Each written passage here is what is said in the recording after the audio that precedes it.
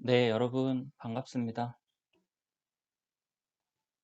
어, 이번 주도 역시 벌써 12주 차가 되네요. 예, 12주 차 벌써 비대면 수업이 또 진행이 되고 있고, 이번 주는 여가 레크레이션, 어, 거기서 여가 활동의 트렌드, 다시 얘기해서 요즘 사람들은 여가, 레저 활동에 어떤 것들을 가장 많이 하는지, 현대 사회의 여가 활동 트렌드에 대해서 한번 수업을 해보도록 하겠습니다. 최근 들어서 뭐 서울 국제 스포츠 레저 산업전 같은 것들, 워라밸이라는 말도 나왔고, 따라서 일과 삶의 균형이 굉장히 중요해졌습니다. 따라서 제가 저번에 여가에 대해서 설명을 해드렸었던 것처럼, 이제는 여가 활동을 하기 위해서 일을 하는 말이 나올 정도로 굉장히 여가 활동에 우리 삶에 있어서 여가 활동이 큰 비중을 차지하고 있습니다.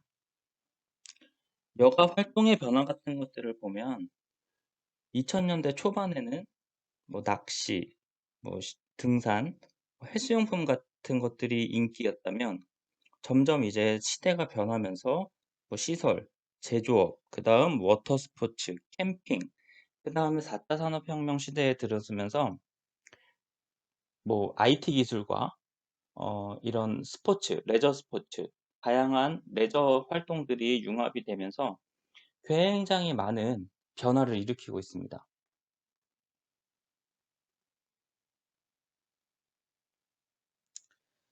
첫 번째로 현대 사회의 여가 활동 변화를 한번 보면은 2006년부터 현재까지 주 5일 수업제가 부분적으로 시행되고 주 40시간 근무제가 본격적으로 실시되면서 이러한 변화에 따라서 사람들의 여가 생활은 많은 변화가 일어나고 있습니다. 따라서 2000년대 이후 여가 활동에서 나타나는 몇 가지 변화의 특성을 살펴보면 첫 번째로 여가의 개인화입니다. 이는 여가 활동의 선택과 내용이 개인의 가치관이나 취향에 의해서 개성화됨을 의미합니다. 두 번째로 여가의 전문화입니다. 과거에는 여가가 시간이 남을 때 하는 여유 시간 선용 활동 정도로 우리가 받아들이고 이해되었다면 현재에는 여가도 일이나 사업처럼 자아를 몰입시키며 계획적이고 전문적으로 행하는 활동으로 이해되고 있습니다.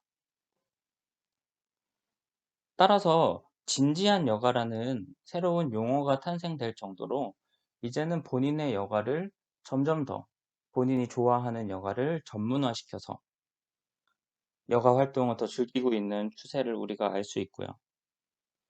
세 번째는 여가의 사회적 필수화입니다. 제가 저번에도 설명드렸다시피 과거에는 여가가 여유 있는 사람들이나 기회가 주어진 사람들이 행하는 활동으로 간주되어 왔습니다. 따라서 여가 활동을 정말 죄악시하는 경우도 있었는데요. 이제는 빈부격차나 지역에 상관없이 남녀노소 누구나 여가를 즐길 수 있으며 여가를 즐기는 것이 행복이고 삶의 질을 향상시킨다는 것이 사회적 통념으로 정착되고 있습니다. 또한 주 5일 근무제 실시에 따른 여가 시간의 확대와 경제 성장에 따른 가처분 소득의 증가 등으로 여가 활동은 지속적으로 변화될 것으로 예상되며 수요적인 측면에서 살펴보면 첫 번째, 주 5일 근무제, 주 5일 수업제 실시에 따른 여가 시간의 확대입니다. 두 번째로 국민소득 수준 향상에 따른 풍요로운 생활에 대한 욕구 증대입니다. 세 번째로 핵가족화, 자녀 수 감소에 따른 여성들의 여가 활동 확대입니다.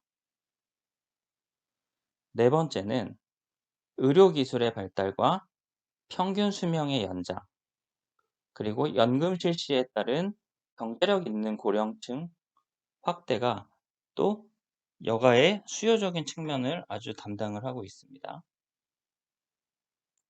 마지막으로 자동차 보유 수대 증가 등의 요인들이 긍정적으로 작용을 한 것으로 생각됩니다. 또한 전체적으로 사람들의 경제적인 수준이 향상되고 삶의 질이 높아졌다는 것이 우리의 그 현재 여가 활동의 변화를 이끌었다고 볼 수가 있습니다. 또한 이에 따른 여가 시장 규모 확대에 힘입어서 여가와 관련된 산업의 수익성이 아주 크게 개선될 것으로 전망되고 있습니다.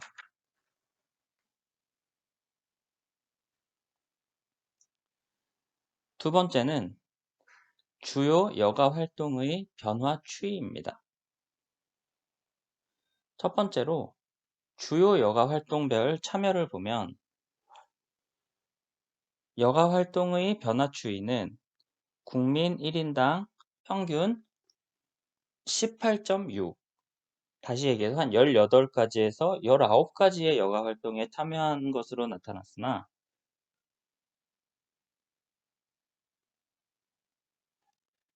그 이후로 20가지, 23가지 점점 많은 여가 활동에 참여하는 것으로 나타났습니다.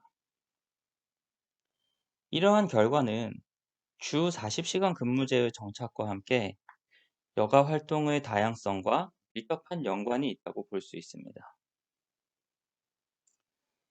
사람들은 다양한 여가 활동에 참여하고 있으나 TV 시청, 라디오 청취, 목욕, 사우나, 낮잠, 외식, 신문, 잡지 보기 등 휴식 활동들은 개인의 성향과는 관계없이 많은 사람들이 대부분 하고 있는 반면에 취미, 오락 활동이나 스포츠 활동, 문화예술 관람 활동 등에서는 개인의 취향에 따라서 선택된 다양한 활동들을 하고 있습니다. 또한 여가 시간의 증가는 기호에 맞는 여가 활동을 찾아서 우리가 선택해서 참여하는 선택형 여가 활동의 증가에도 영향을 미치고 있는 것으로 나타났습니다.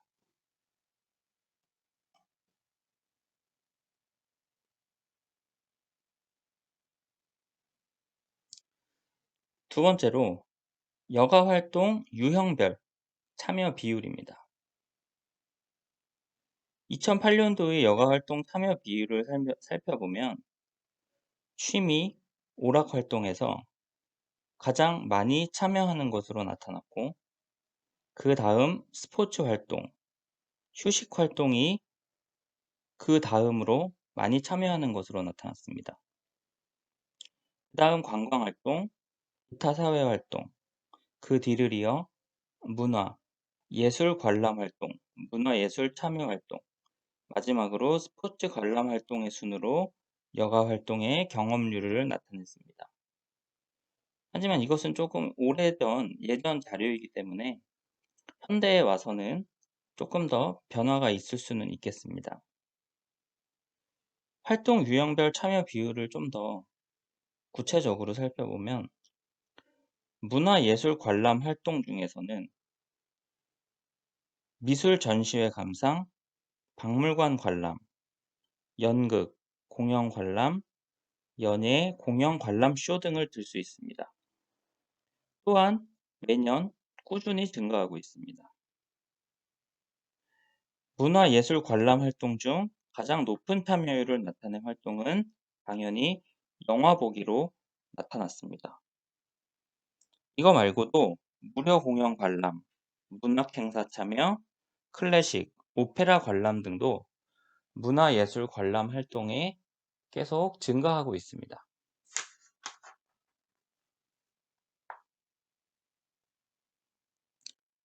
두 번째는 문화예술 참여 활동입니다. 문화예술 참여 활동 중에서 눈에 띄게 증가한 것은 사진 촬영, 악기, 노래 교실에 이어 미술 활동으로 나타났습니다. 그중 가장 높은 참여율을 나타낸 것은 사진 촬영입니다. 사진 촬영은 문화, 예술 참여, 관람 활동을 합쳐 보았을 때 영화 보기 다음으로 참여율이 높은 활동이며 예전 한창 유행했던 디지털 카메라의 보급과 함께 전문가용 카메라가 일반인에게도 점차 보급되면서 사진 촬영은 남녀노소를 가리지 않고 할 수 있는 최고의 여가 활동으로 각광받고 있습니다. 또한 요즘은 전문가용 카메라가 아니더라도 우리가 많이 쓰는 스마트폰 혹은 본인의 핸드폰 같은 것들도 카메라의 기능이 워낙에 잘 돼 있고 또한 사진 관련한 앱들이 너무나 많이 있기 때문에 이제 사진 촬영은 굉장히 사람들이 많이 하는 여가 활동으로 각광을 받고 있습니다. 물론 과거에도 많은 사진 애호가들이 있었지만 최근 들어 블로그, SNS, 여행, 개인 홈페이지 관리 등이 최고의 여가 활동으로 각광받으면서 그와 더불어 취미 활동으로 사진을 찍는 사람들이 굉장히 많이 늘어나고 있습니다. 따라서 사진 촬영이 가장 1위고 그다음 악기 연주, 노래 교실, 그다음으로 미술 활동 이렇게 세 가지를 사람들이 가장 많이 하는 것으로 나타났습니다. 이 외에도 문예 창작, 독서 토론, 전통 예술 혹은 춤이나 무용 혹은 서예 같은 것들도 많은 문화예술 참여 활동에 사람들이 여가 활동으로 즐기고 있다는 것을 알 수 있습니다. 세 번째는 관광 활동입니다. 관광 활동은 국내인들이 가장 희망하는 여가 활동 범주 중에 하나입니다.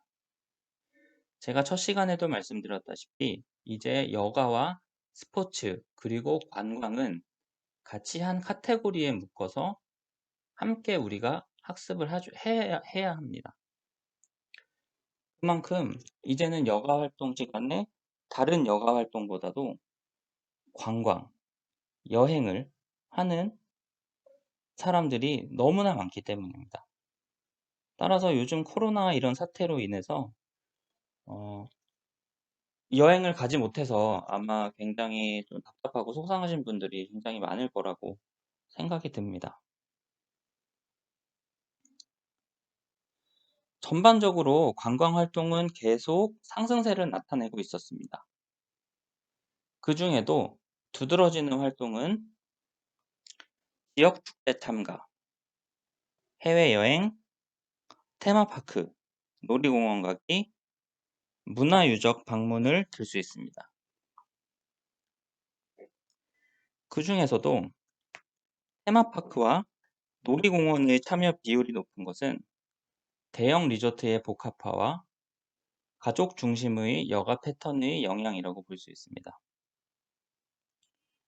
해외여행 역시 대표적인 관광 활동의 하나로 계속해서 상승세를 나타내고 있었습니다. 해외여행객도 매년 증가하는 추세입니다. 해외여행의 증가는 국내 여행의 감소와도 맞물려 있는 결과입니다. 국내 여행이 가격적인 면이나 프로그램적인 면에서 큰 장점을 가지고 있지 못하자 사람들은 국외로 시선을 돌렸으며 해외여행을 하고 왔을 때 국내 여행을 했을 때보다 그 만족도가 더 높다는 것이 그러한 이유가 되겠습니다. 또한 경제 발전 및 원화 가치 증대, 여가 시간의 증가, 자기계발 욕구 증대 등의 이유로 내국인의 해외여행은 계속 지속적으로 상승하고 있습니다. 상위 5대 행성국, 내국인들이 가장 많이 가는 곳은 중국, 일본, 태국, 미국, 필리핀 등으로 나타났으며 이들의 시장 점유율은 60%에 달하고 있습니다. 또한 최근 들어서 홍콩, 대만, 베트남 같은 곳도 굉장히 사람들이 많이 가는 여행지 중에 하나라고 볼 수 있습니다.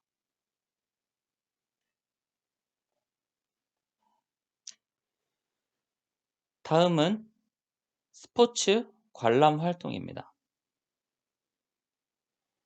스포츠는 국민의 사기 진작이라는 심리적인 측면과 건강 증진이라는 신체적인 측면, 이 두 가지를 두루 높이는 역할과 기능을 충실히 수행해 왔습니다.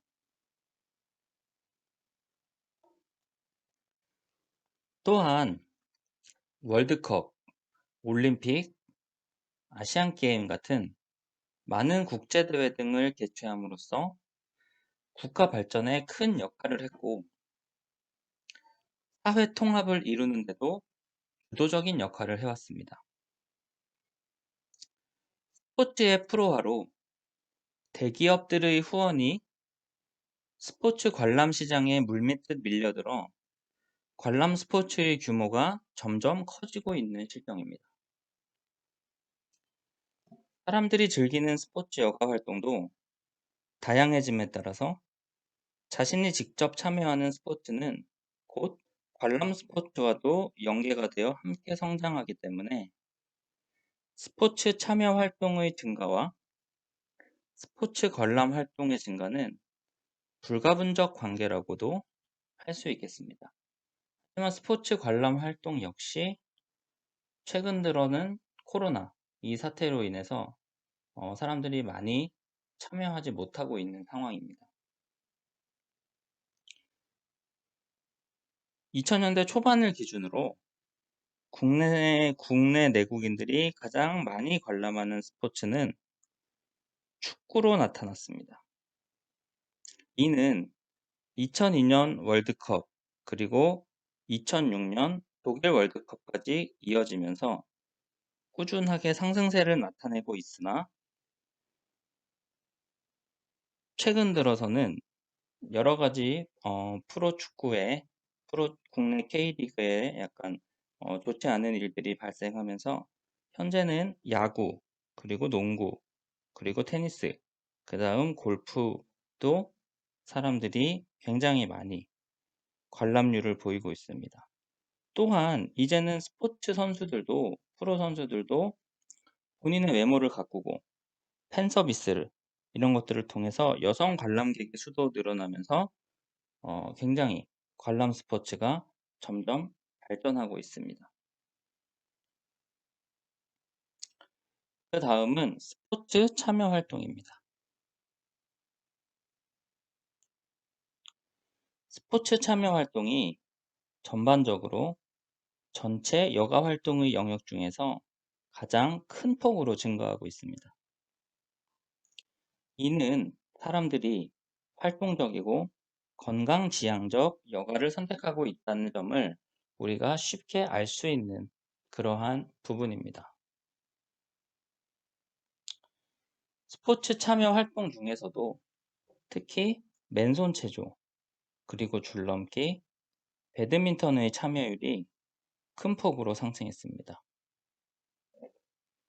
이러한 종목들의 특징은 비용이 들지 않거나 혹은 적은 비용으로도 즐길 수 있고 공간적 제한성도 적어서 많은 사람들이 선호하는 스포츠 참여 활동으로 자리 잡았습니다.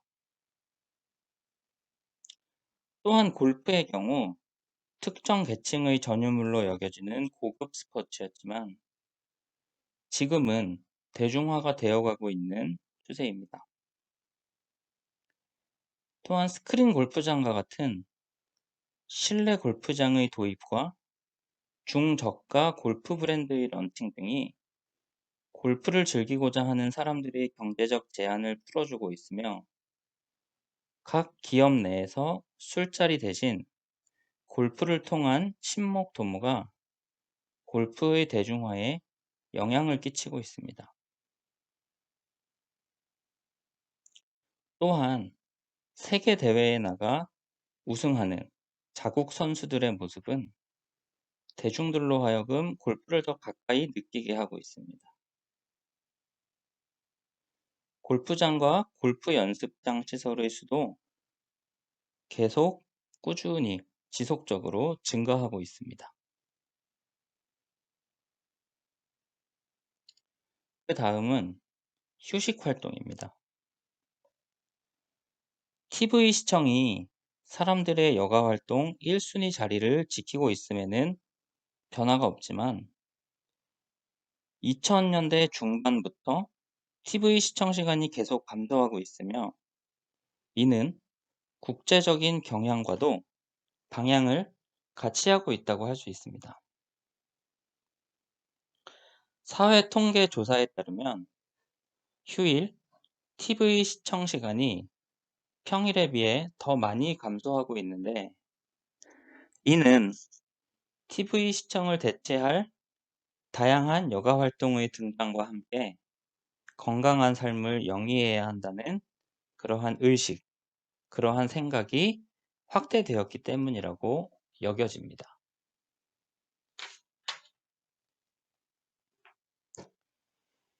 휴식 활동의 세부 활동별 참여 비율을 한번 보면은 역시 TV 시청과 라디오 청취, 그리고 목욕 가기, 사우나, 찜질방 가기, 그리고 낮잠 자기 등이 사람들이 가장 많이 하는 여가 활동 중에서 가장 많이 하는 휴식 활동이라고 볼 수 있습니다. 그 외에도 신문이나 잡지 보기, 산책하기 등도 휴식 활동의 세부 활동별 참여 비율이 높아지고 있는 부분입니다. 그 다음은 취미 오락 활동입니다. 취미 오락 활동 중 복권, 갬블, 로또 같은 이러한 갬블의 참여는 계속 급상승하고 있습니다. 이는 불안한 경제 상황 속에서 사람들의 기대 심리가 이런 로또나 복권을 통해서 표출되고 있다고 할 수 있습니다. 적은 돈으로 쉽게 복권 한 장을 구입할 수 있다는 점이 복권을 경마, 카지노와 같은 도박성, 다른 사행성 갬블 산업들과 구분짓는 가장 큰 특징이며 돈이 많이 들지 않아 사람들로 하여금 큰 부담이 없이 즐길 수 있게 합니다. 해외의 다른 여러 나라에서도 복권 한 장으로 일주일 동안 즐겁게 지내는 것처럼 우리나라의 로또 역시 오락 문화의 하나로 자리 잡고 있습니다.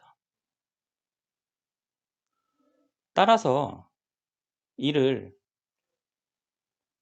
무조건 사행 심리를 억제하는 방향보다는 하나의 오락 문화로 인정하고 긍정적인 방향으로 돌리는 것이 중요하다고 할 수 있겠습니다.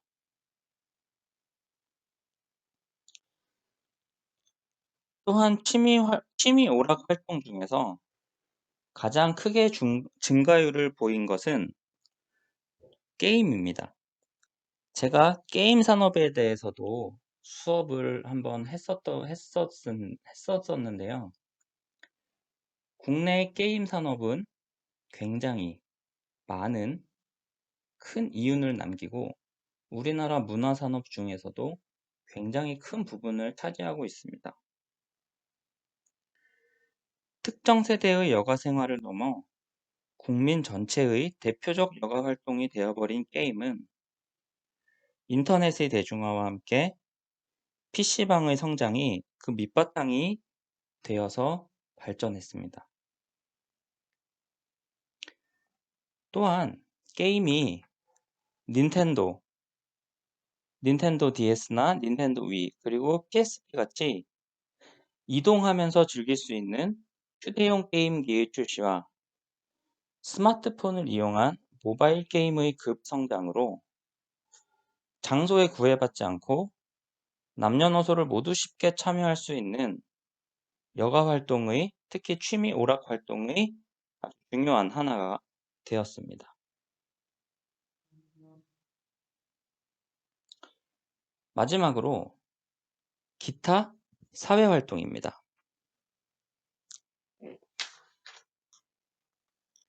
기타 여가 활동들의 참여 비율 변화 중 가장 눈에 띄게 증가한 활동은 사회봉사, 그리고 이성교제, 그리고 잡담, 통화하기였습니다. 예전에는 잡담 통화하기 항목에 문자 보내기를 병합한 결과 더 큰 폭으로 상승한 것으로 보입니다. 또한 문자 메시지 말고도 다양한 SNS, 카카오톡, 인스타그램이라든지 페이스북이라든지 이렇게 주변 사람들과 친구들과 소통을 하는 이러한 것들이 기타 사회 활동에서 가장 많이 하는 사교적 여가 활동이라고 볼 수 있습니다.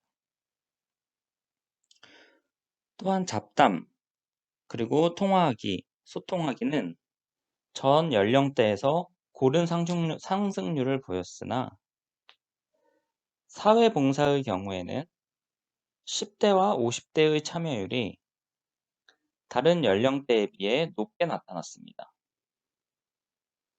이성교제도 매년 꾸준히 증가하는 추세를 보이고 있으며 전 연령대 중에서 특히 20대의 참여가 굉장히 두드러진 것으로 보입니다.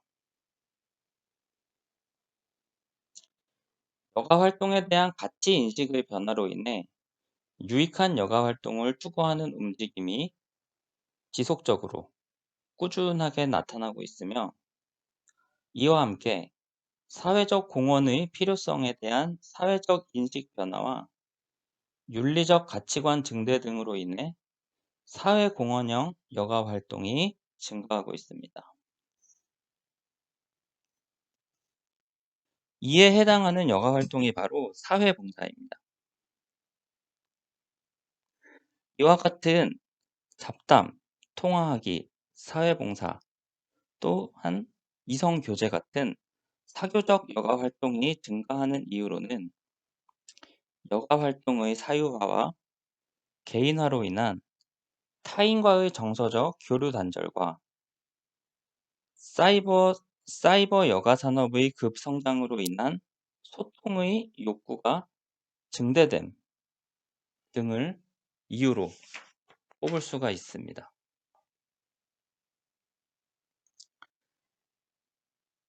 이 외에도 가족 및 친지 방문, 종교 활동, 계모임, 동창회, 파티, 또한 이성교제와 데이트하기, 미팅, 소개팅 같은 것들도 기타 사회활동의 세부 활동별 참여 비율이 높아지고 있는 추세라고 할 수 있습니다.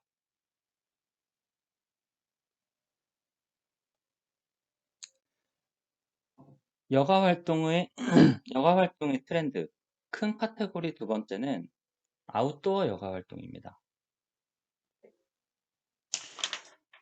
아웃도어 라이프란 스포츠나 레저, 주로 야외에서 행하는 활동과 관련된 생활을 의미하지만 현재는 이런 제한성을 넘어 일상에서도 자연스럽게 향유하는 문화로 자리 잡았습니다. 초기 아웃도어 문화가 산악 등반, 래프팅, 스포츠 등 특별한 목적의 테두리 안에서 제한적으로 형성된 반면 현재는 취미 활동, 레저 선용, 건강 추구 등의 형태로 바뀌어 생활의 일부가 되었습니다. 아웃도어 여가 활동에 대한 관심이 높아지면서 자연 친화적인 생태 관광 또는 체험 여행 상품 등도 각광을 받고 있습니다. 이는 주 40시간 근무제 시행의 영향으로 가족과 함께하는 기회가 늘어나면서 다양한 아웃도어 라이프를 즐기는 문화가 성숙되어 가고 있는 증거이기도 합니다. 집 주변 문화시설의 확대로 일상적인 산책에서부터 등산, 래프팅, 캠핑, MTB, 전문 산악에 이르기까지 아웃도어 활동 참여는 폭넓게 늘어나고 있습니다. 이 같은 라이프 스타일의 변화는 주말뿐 아니라 주중에도 아웃도어 활동을 하려는 움직임으로 나타나고 있습니다. 또한 아웃도어 여가 활동인 체험형 레저 활동의 증가는 아마추어 전문성을 가진 일반인들의 증가도 가져왔습니다. 이러한 경향은 간접적으로 경험하거나 감상하는 영역에 속했던 체험 활동을 본인이 직접 여가 활동으로서 체험하는 경우가 늘고 있음을 의미합니다. 최근에 인기 있는 아웃도어의 여가 활동은 이벤트성 여행, 당일 여행이라든지 1박 2일이라든지 익스트림 스포츠, 지역 축제 참가, 캠핑 카라바닝, 크루즈 여행, 템플 스테이 등이 최근에 인기 있는 아웃도어 여가 활동에 해당됩니다.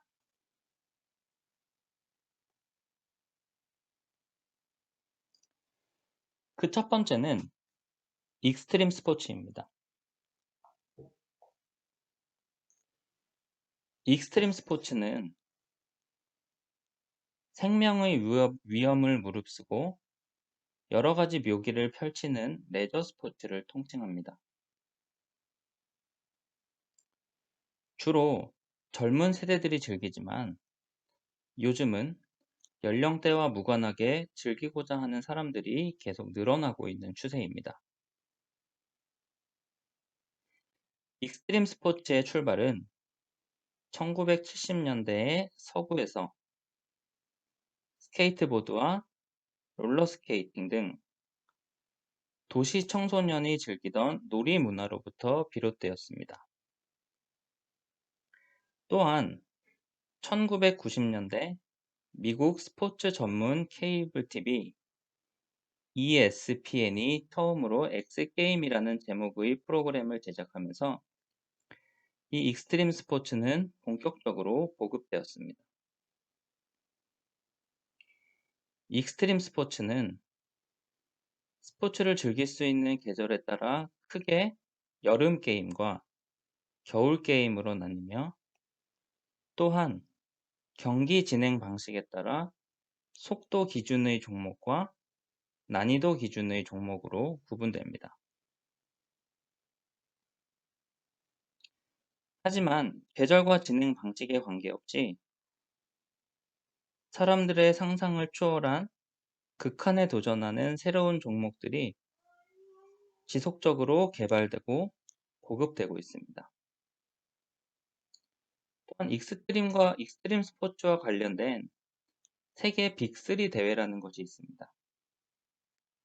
엑스게임 대회, 액션 스포츠 챔피언십, 그래비티 게임 같은 세계에서도 굉장히 유명한 익스트림 스포츠 대회가 있고요. 또한 아까 말씀드린 엑스게임이라는 프로그램은 위험 스포츠, 또한 극한 스포츠와 관련된 프로그램을 제작을 했던 것입니다. 또한 인라인 스케이팅, 스케이트보딩, 바이시클 스턴트 같은 것들이 이 익스트림 스포츠의 대표적인 3대 종목이라고 볼 수 있고요. 또한 피트니스, 어그레시브, 피트니스 같은 경우는 이런 몸매 유지와 유산소, 어그레시브는 스턴트에 가까운 창조성. 따라서 X게임의 공식 대회는 거의 대부분 어그레시브로 진행이 된다고 할 수 있겠습니다.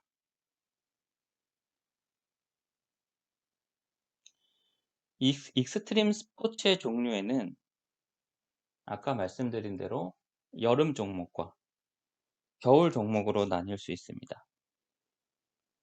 여름 종목에는 대표적으로 스케이트보드, 인라인 스케이트, 자전거 묘기, 산악자전거, 인공 암벽 등반 등이 있고요.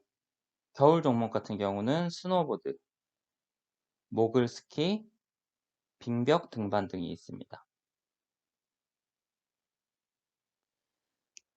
두 번째는 캠핑 카라바닝입니다.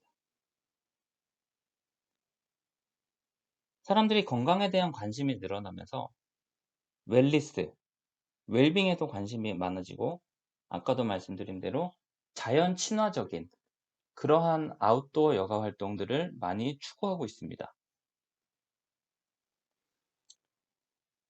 또한 이 캠핑 카라바닝 같은 경우는 숙박 산업에도 영향을 많이 미치고 있습니다. 이 캠핑 카라바닝의 매력은 답답하고 꽉 막힌 이런 공간과 도심에서 벗어나 아웃도어 레저 활동을 즐기는 것입니다. 이 아웃도어 레저 활동은 자연과 함께 호흡하며 마음의 여유를 찾을 수 있고 동시에 자신이 선호하는 레저 활동을 즐길 수 있으므로 재충전을 필요로 하며 아웃도어 라이프를 꿈꾸는 도시 근로자들의 욕구를 채워주기에 충분합니다.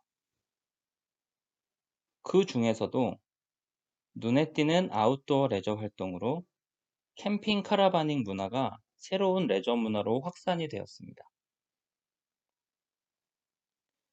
국내에서 주기적으로 캠핑을 즐기는 동호인은 2000년대 중반 약 5만 명 정도로 추산되며 현재 2020년도는 훨씬 더 그 캠핑을 즐기는 동호인의 수가 늘어날 것으로 추정됩니다. 또한 국내에서는 세계 캠핑 카라바닝 대회를 2번이나 유치했고 해마다 많은 동호인들이 참가하는 전국적인 규모의 페스티벌이나 동호회 대회 등이 개최되면서 캠핑 카라바닝의 저변을 확산시키고 있습니다. 캠핑을 가본 학생들은 아시겠지만 이 캠핑의 매력은 정말 무궁무진하다고 볼 수가 있습니다.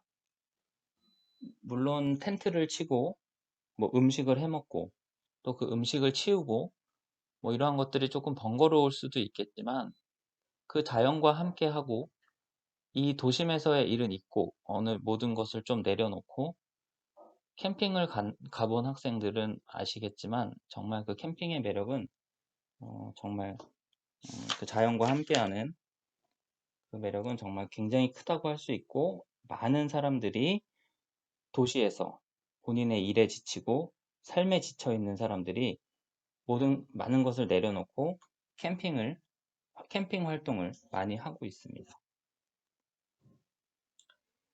이 캠핑 카라바닝이 우리 인간의 여가, 레저 생활에 미치는 영향을 살펴보면 첫 번째, 소비자 측면에서 볼 때 이 자연과 함께하는 건전한 레저 선용을 할 수 있게 해준다는 것입니다.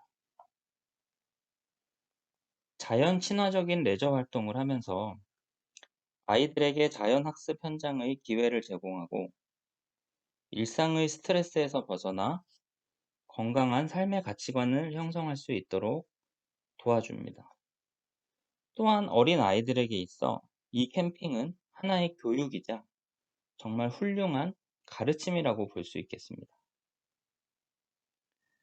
또한 자연과 환경에 대한 관심 증가에 효과도 있고 가족 단위의 레저 활동으로서 긍정적 역할을 수행하는 레저 활동으로 건전한 레저 수요의 생성을 도와준다고 할 수 있습니다.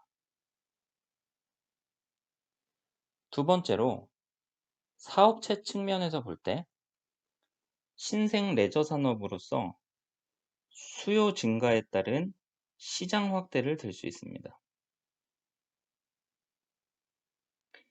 캠핑카의 잠재 수요는 굉장히 높으나 대부분 사이즈가 크고 가격이 높다라는 인식, 이러한 것들이 보급의 장애 요인으로 적용되고 있으므로 좀 더 사이즈가 작고 가격대를 낮춘, 또한 완성도 높은 이러한 캠핑카, 캠핑용품, 캠핑 카라바닝의 개발이 필요성이 증대되고 있습니다.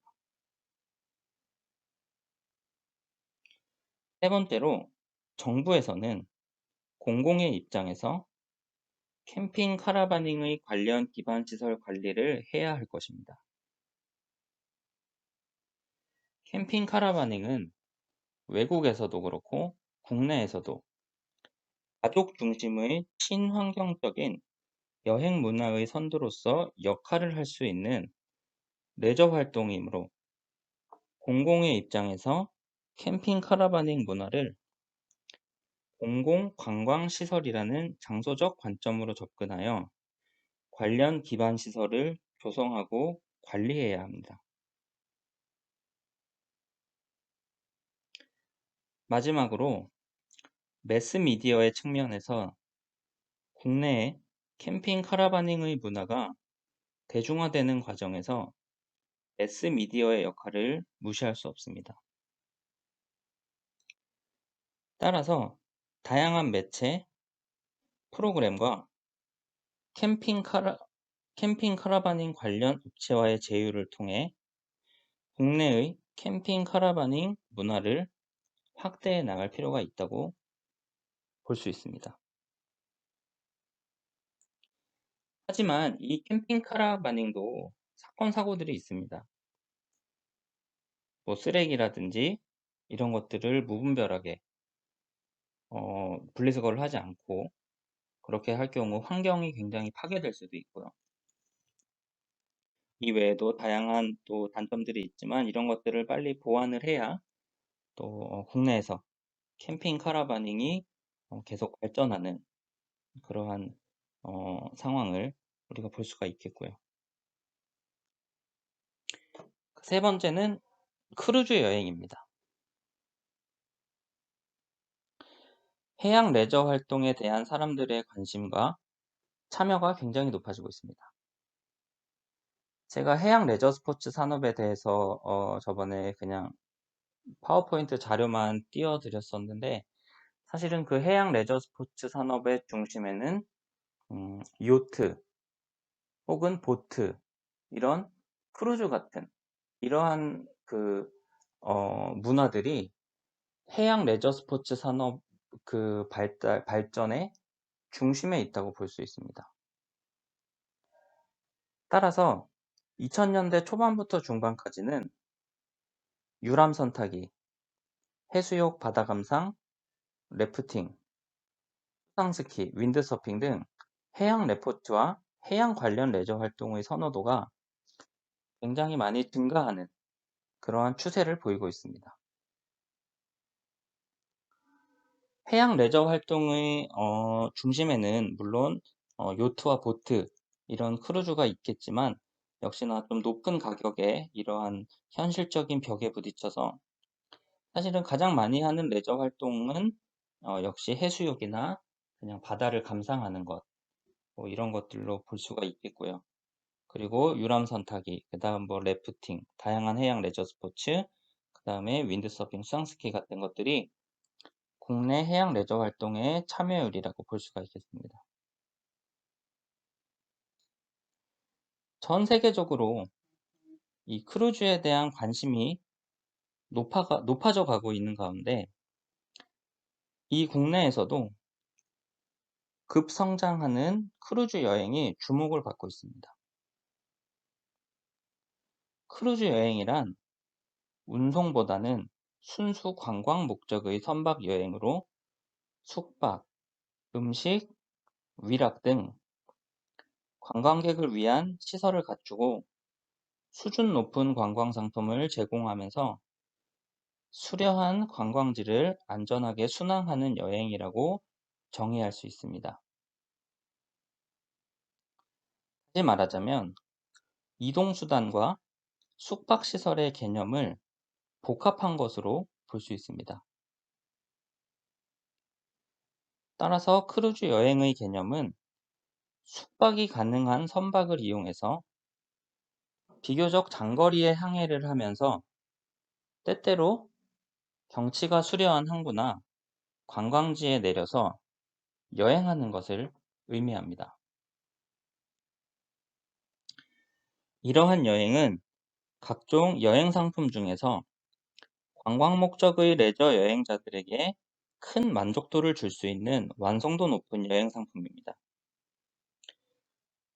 수익 측면에서는 비교적 고가의 경비를 요하므로 여행사의 수익이 높은 편이고 정박하는 지역의 경제적 기여가 높은 상품으로 파급 효과가 커서 최고의 관광 상품으로 각광받고 있습니다. 우리나라 같은 경우는 삼면이 바다로 둘러진 해양 국가로서 해양 레저 활동을 즐기기에 최적의 조건을 갖추고 있다고 할 수 있습니다.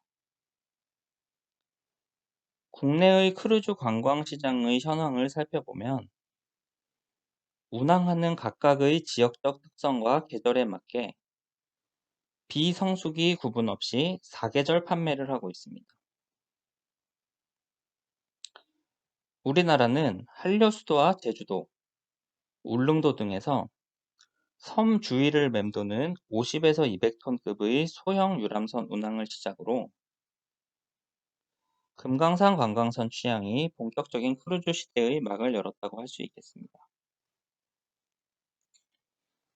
특히 1999년 3월 슈퍼스타 토러스호의 한일간 크루즈 항로 개설을 위한 부산 취향은 이를 더욱 부추기게 되었고 크루즈 관광은 2002년 월드컵 및 아시안게임 등 21세기 초대규모 국제 행사를 치르는 과정에서 외래 관광객 유치에 기여하였고 국민 관광 활성화뿐만 아니라 국내 관광 산업의 발전에도 이바지하고 있습니다.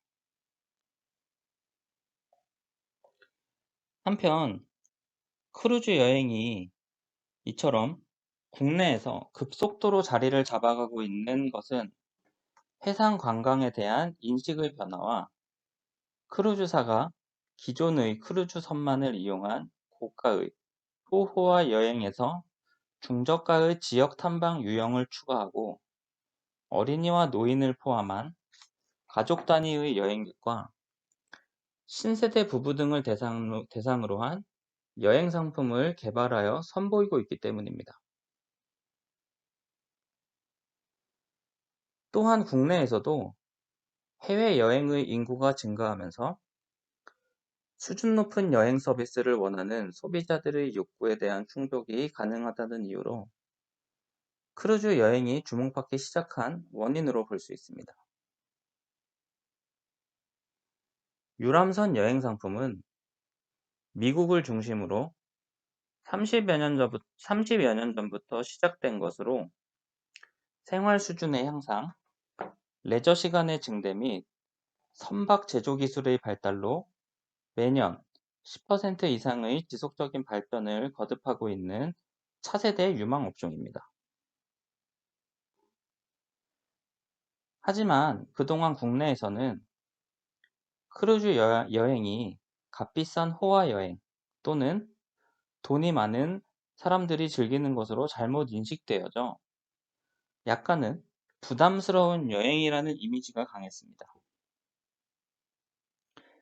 따라서 크루즈 여행 업계에서는 이에 따라 종전의 호화 여행 이미지를 완전히 탈피한 새로운 개념의 상품을 다양하게 내놓고 있습니다.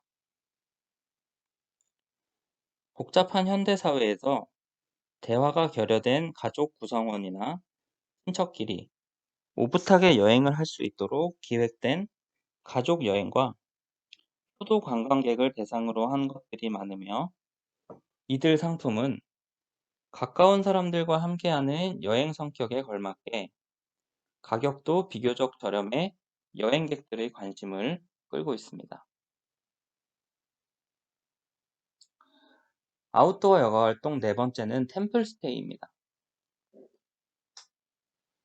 템플스테이는 2002년 월드컵 때 부족한 숙박시설을 보충하기 위해서 시범 운영하여 시작되었으나, 현재는 사찰에서 하는 종교적 의미를 가진 머무름을 넘어선 국민들의 레저 활동으로 자리 잡고 있습니다.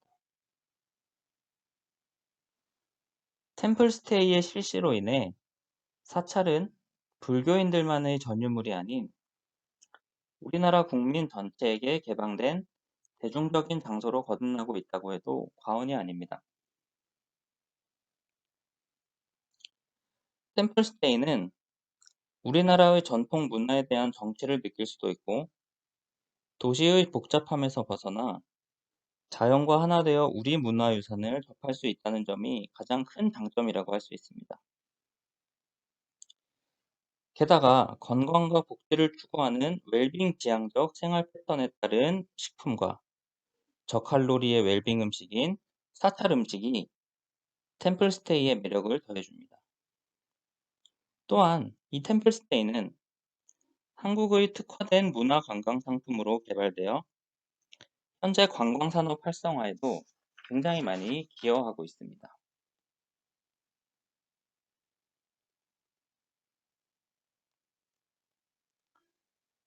세 번째는 건강지향적 여가 활동입니다.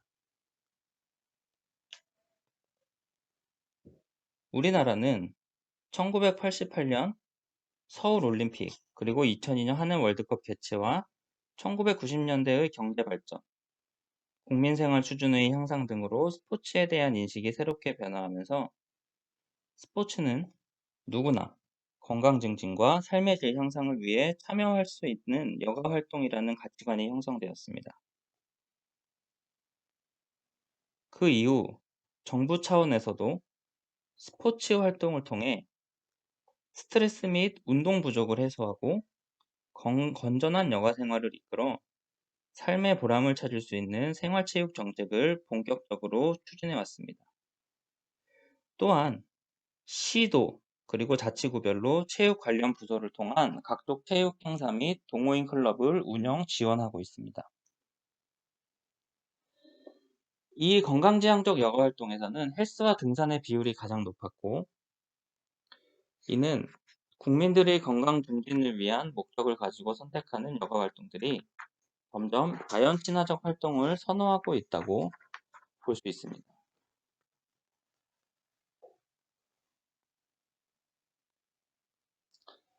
마지막으로 사이버 여가입니다. 사이버 여가 활동은 미디어 환경의 변화로 인한 여가 활동의 다양한 공간적 범위를 제공해 줌으로써 사람들의 여가 활동에 커다란 영향을 미쳤다고 볼 수 있습니다. 여가 활동은 이제 실내 여가와 야외 여가, 그리고 무한대 공간인 사이버 여가로도 구분합니다. 인터넷과 모바일을 통한 여가 활동의 증가는 시간적, 공간적 제약이 없이 굉장히 자유롭고 넓은 콘텐츠의 제공이 굉장히 폭넓고 다양하다는 장점이 있습니다. 현재 우리는 시간과 장소의 제약을 받지 않고 자유롭게 무선 인터넷을 즐길 수 있는 정보통신 환경을 이미 갖추고 있으며, 이러한 환경에 어울리는 사이버 여가의 중요성이 예전부터 굉장히 증대되고 중요시되고 있습니다. 정보통신 기술의 발달로 일반적인 사회 현상의 변동 추세는 사회적, 환경적 융합의 양상이 두드러집니다. 예를 들면 다음과 같은 것들을 볼 수 있습니다.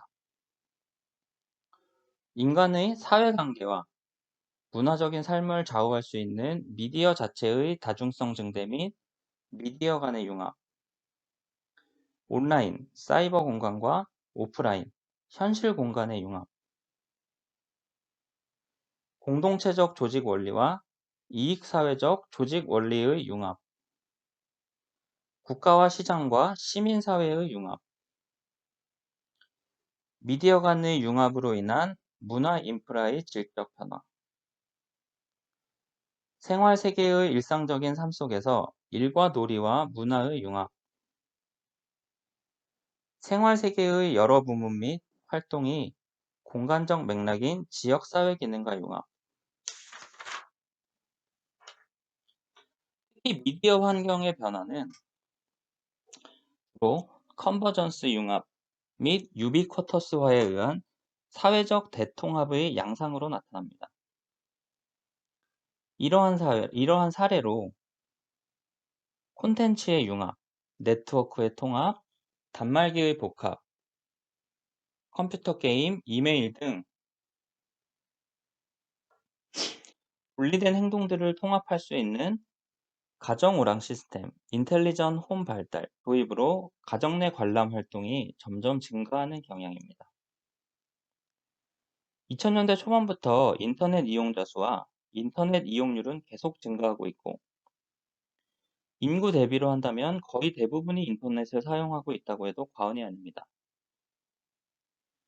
이러한 변화에 사이버 여가도 여가의 한 영역으로 차지하게 되었고, 특히 사이버 여가 활동인 인터넷 서핑, 채팅, 게임, 개인 SNS 관리, 개인 블로그 관리와 같은 인터넷 여가 활동의 참여율이 꾸준히 증가하고 있고, 이러한 SNS 그리고 블로그 이런 것들은 서로 공유할 수 있는 새로운 커뮤니케이션의 장을 만들어준다고 볼 수 있습니다. 이러한 온라인 커뮤니티는 공통의 관심사 또는 목적, 필요성을 가진 사람들이 컴퓨터와 네트워크를 매개로 온라인에서 모이는 집단으로 설명할 수 있습니다. 최근에는 카페나 밴드, 블로그 같은 기존의 집단 중심형 커뮤니티에서 개인 중심형 커뮤니티로 옮겨가면서 개인 미디어형 서비스가 젊은 층을 중심으로 급속히 확산되고, 하나의 문화 현상으로 레저 생활의 일부를 차지하게 되었습니다. 초고속 인터넷의 확산과 디지털 기술의 발달에 따라 온라인 공간에서의 커뮤니케이션이 활발해지면서 카페, 블로그, 미니오피, 메신저 등과 같은 수단을 이용하여 여가를 즐기는 사람들이 많아졌습니다. 개인 SNS 혹은 블로그 같은 것들은 소통, 서로 간의 커뮤니케이션, 이러한 기능을 해주기 때문에 4차 산업혁명 시대에 이르러서 가장 중요한 소통, 커뮤니케이션, 이런 것들의 역할이라고 할 수 있습니다. 여가 활동 공간에 따른 주요한 변화 중 하나가 사이버, 모바일 공간을 이용한 여가 활동의 활성화입니다. 젊은 세대를 중심으로 사이버, 모바일 공간의 비중이 점차 커지는 추세이고, 사이버 모바일 공간의 이용 비율은 젊은 층에서 연령이 높아질수록 이용률이 낮아지며 60대 이상의 경우 거의 이용하지 않는 것으로 나타났지만, 최근 들어서는 젊은 세대의 주요 여가 활동으로 등장한 다양한 관리 등은 남녀노소 구분할 것 없이 집, 실외, 실내 등 전통적인 여가 활동 공간이 아닌 사이버, 모바일 공간에서 이루어지는 사이버 레저 활동이라고 볼 수 있습니다.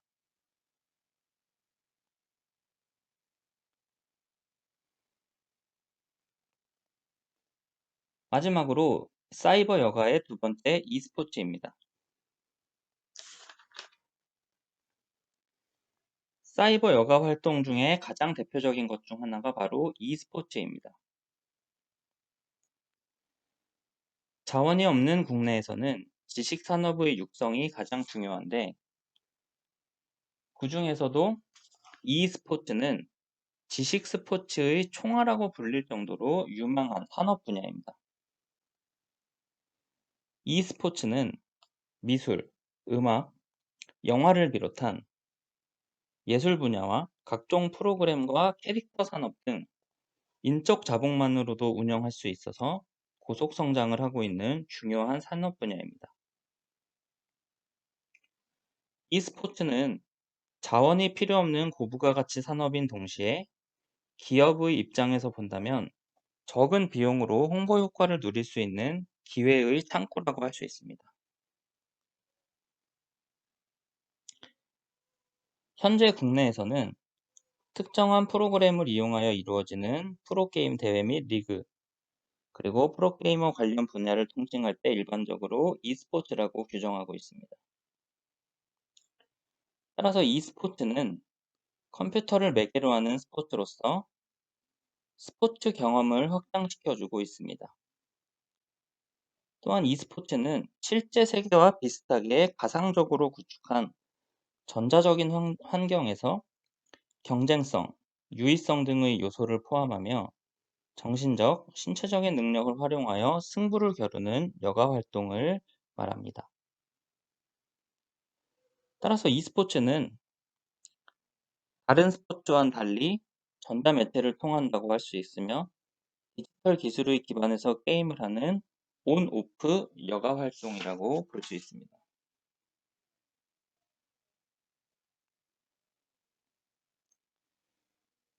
네, e스포츠 e스포츠에 대해서는 제가 저번에 게임 산업에 대해서 설명을 했을 때 그때 많이 충분히 설명을 해드린 것 같아서 e스포츠에 대한 설명은 여기서 마치도록 하고요. 오늘 제가 준비한 여가 활동의 트렌드에 대한 수업은 여기까지입니다.